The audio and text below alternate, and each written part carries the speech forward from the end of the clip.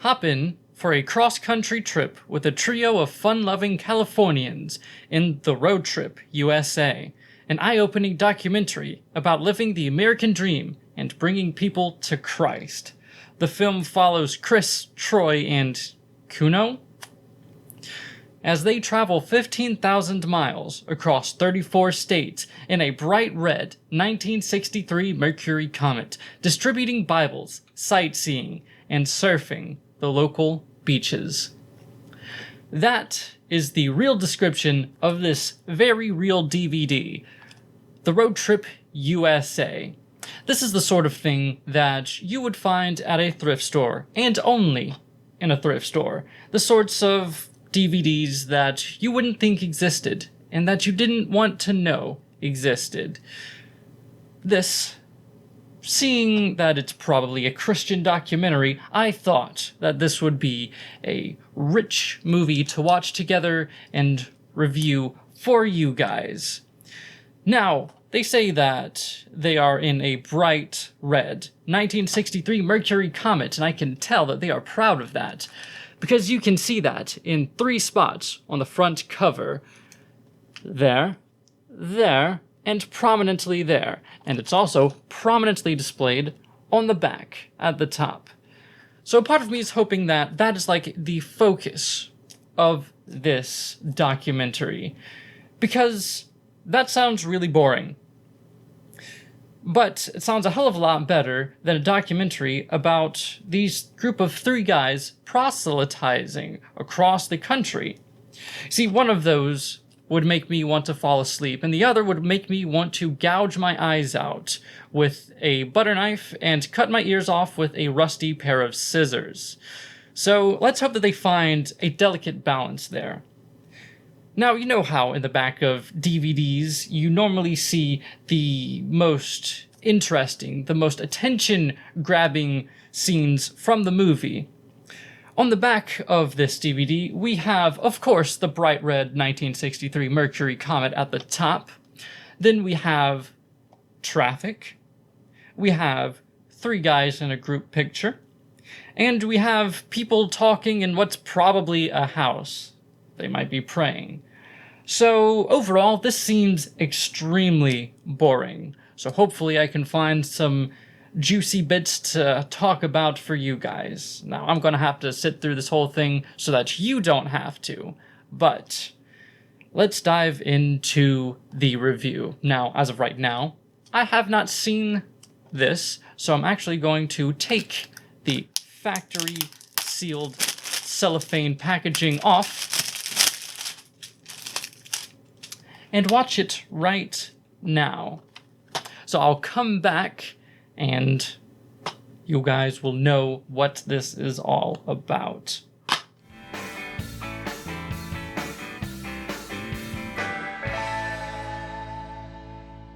Okay, so we are here, back in the normal setup, because I don't feel like moving all of my equipment back to the chair, because that was a pain. But at any rate, after watching the whole thing, I'd say that it wasn't as terrible as it could have been, but it wasn't good. Let's look at some clips from the beginning of the movie.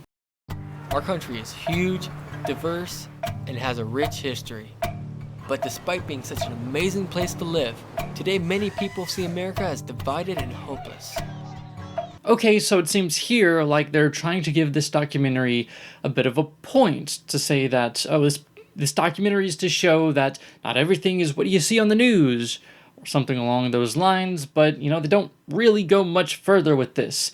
They don't elaborate, they don't touch on it throughout the rest of the documentary. It just kind of ends here.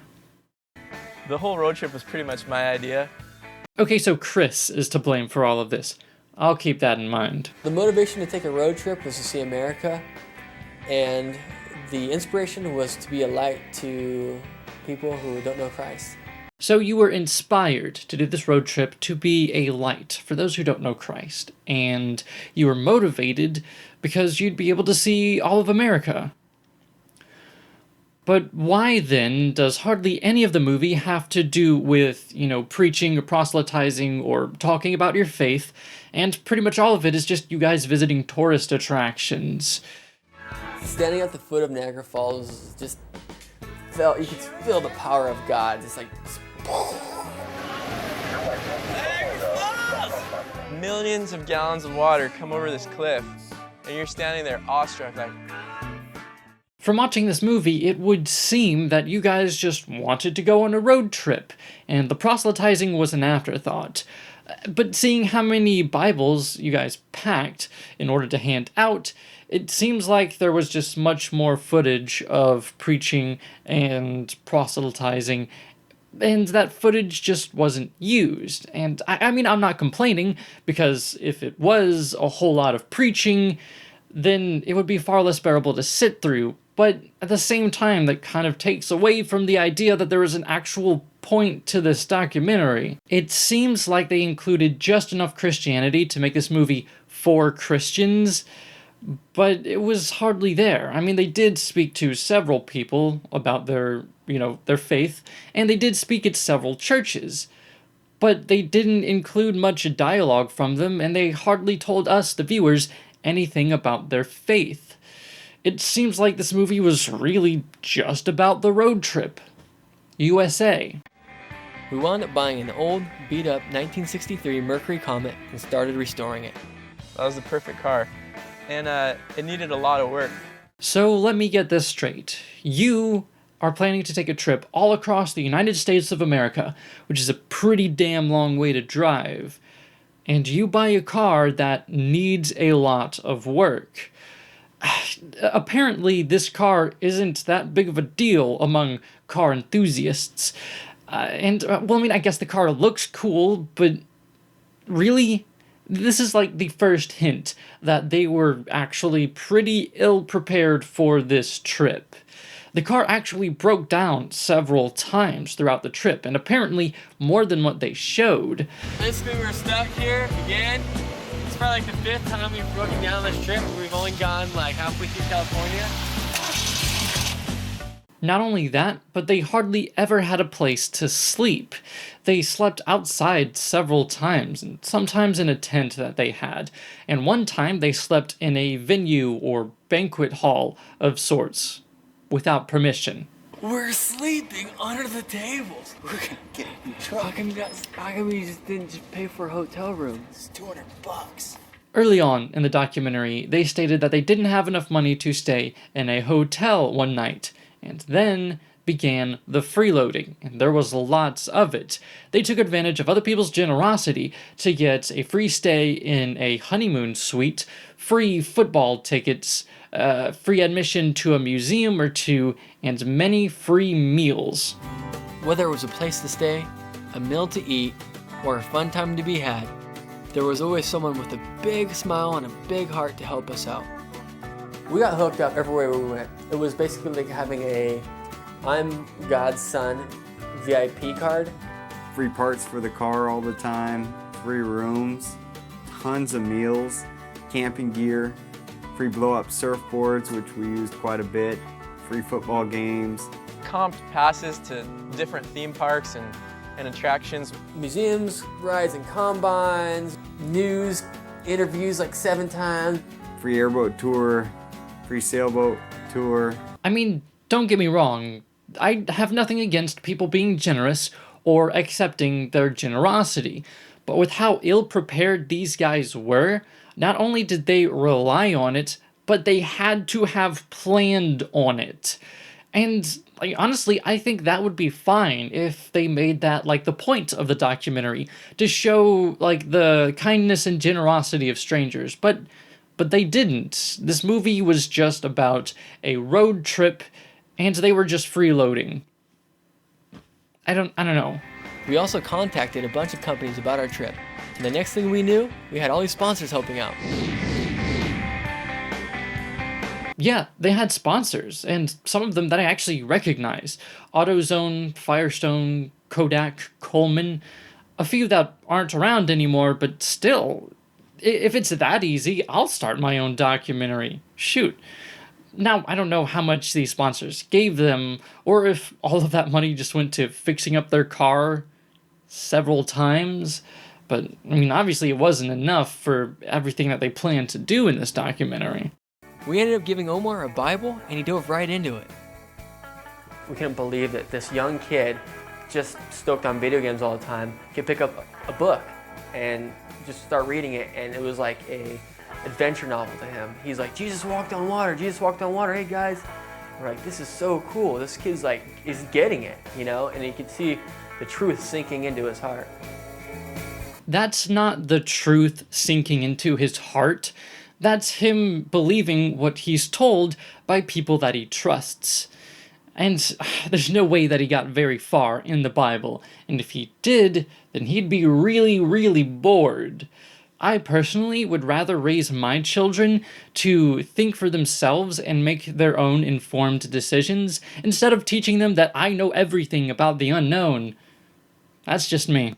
He just got done reading his Bible. He had put it in his pocket, in his chest pocket, and he got shot. He got shot. And what did the Bible do? Just stopped the bullet, but that much of the tip went in.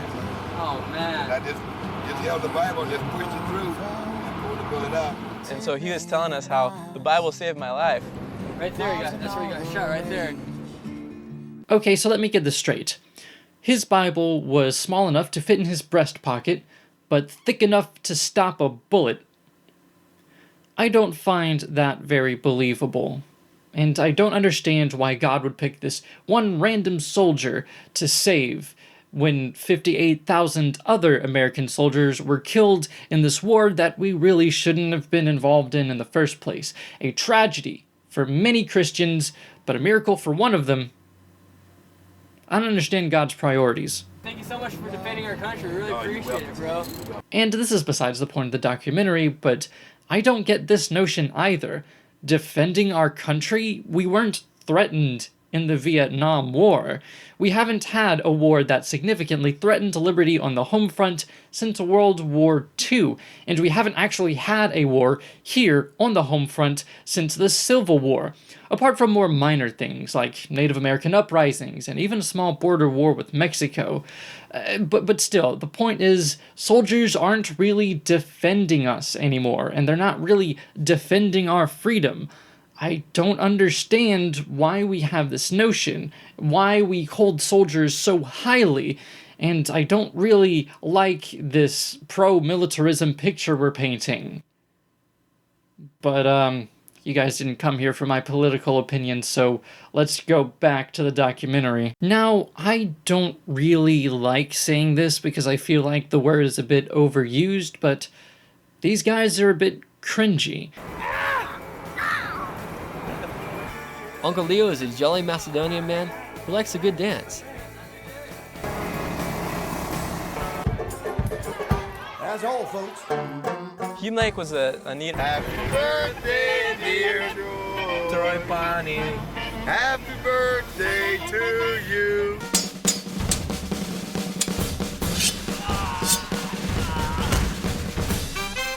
It's not constant, but there are a couple times throughout this documentary that really made me cringe. One of them also had this weird thing with taunting the wildlife. It's like he was trying to get them to chase after him, but he chickened out before they do. It's weird, but I guess these are minor points. They were also on the news a few times, which they show in the documentary, through literally the camera pointed at a TV. Which, I mean, it was interesting the first couple times, but after a while, it just seemed like it was easy to get on the local news, which it probably is now that I think about it. Anyhow, let's get down to the final verdict. How was this movie? Well, I have to say, it was boring. It was really boring. The whole movie was just them going somewhere and doing something. But it wasn't long before they went on to a different place to do a different thing. They don't really linger on anything too long, and nothing really grabs your attention as a result of that. And quite frankly, it's a shame, because they had plenty of opportunities to actually make this good and interesting. They had several angles that they could have narrated this from. They could have made this movie about spreading the gospel across America. They could have made this movie about how the world isn't really what it seems from watching the news. They could have made this movie about, like, the different stages of being, the different ways of life of the different people, and showing their kindness and generosity. Or, hell, they could have even made this movie about freeloading across the United States, but they didn't. The movie was just, we went here and did something, and then we went somewhere else and did a different thing, and then we moved on from that. That's all it really was. Now, they did touch on all of those things. For example, they handed out Bibles and proselytized, and they mentioned how the media portrays things at the very beginning and the very end of the documentary. But they didn't really do anything with it. It was hardly any of the film. Now, there were several things that happened throughout the film that they could have actually used to make this interesting, to give it a little bit more of a narrative. I mean, they had tragedy. They drove through Florida after what I believe was Hurricane Katrina. Now, they did talk about it, and they played sad music, and they even volunteered with disaster relief for a little bit. But that part of the movie wasn't long before they moved on and went to the next thing. And there was even a part where Kuno, the cameraman, had to withdraw from the trip for a little bit to visit his friend dying of cancer. Now, they mentioned this in the film, and they played sad music, but it wasn't long before they moved on and went to the next thing. And they even had a love interest. Early in the documentary, they met a girl named Crystal. She was a pretty good dancer, so I made sure to get her digits. Since then, it was all the time on the phone. Hey Charlie, how's it going? You sound fine. I hear she had to switch to Sprint a couple weeks later because the bill was so high. Well, then why don't you show any of it? This is the last time we see or hear about Crystal or these phone calls until, like, right at the end, where they meet up again and have a romantic date to the spot on the street where JFK was assassinated. Not kidding. And then, like, right at the end, right before the credits, Troy says, I mean, I couldn't believe it. I even met my future wife. they got married. You could have drawn that out. Show some of those phone calls. Talk more about her. Tug at my heartstrings. Maybe that would make the movie cheesy, but I would much rather cheesy than boring. Sadly, much like everything else in this film, they don't linger on it, and they quickly move on to the next thing. I must say, though, that the videography was pretty well done. According to them, most of this was shot by one of the three, Kuno, and about halfway through the film, I really began to appreciate his work.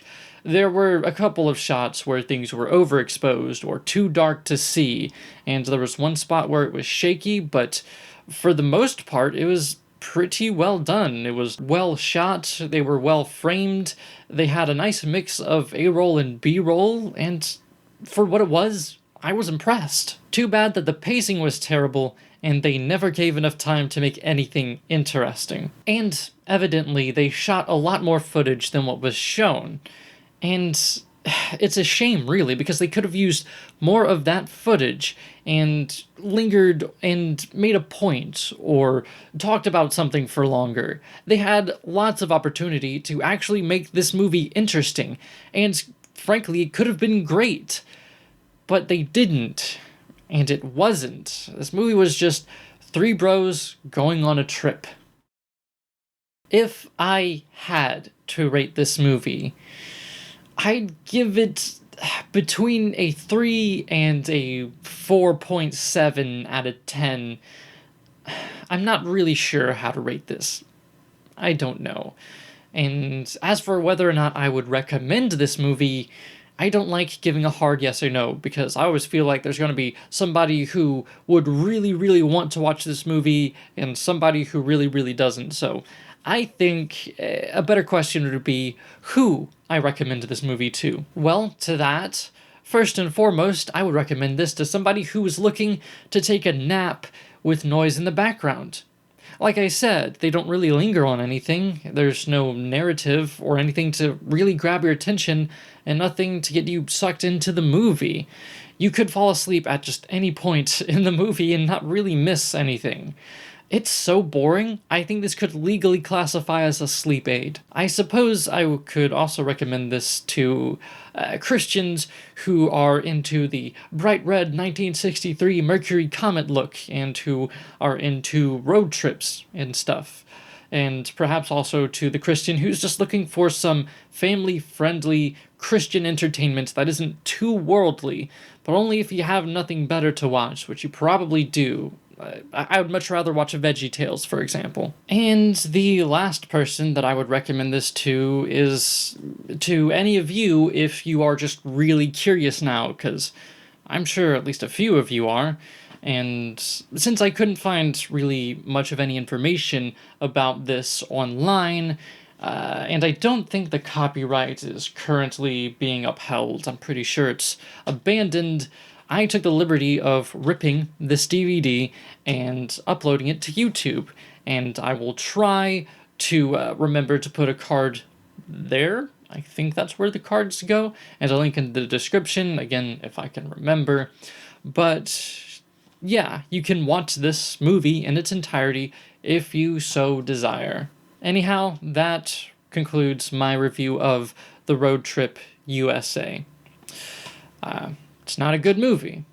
Now, if you enjoyed this review and you want me to review more Christian films and perhaps video games, then let me know by giving me a like or commenting or something. I don't know. Do whatever you think is right. You just do what you think. Don't let me tell you what to do. But that's going to be it for this video. Thank you for watching, and goodbye.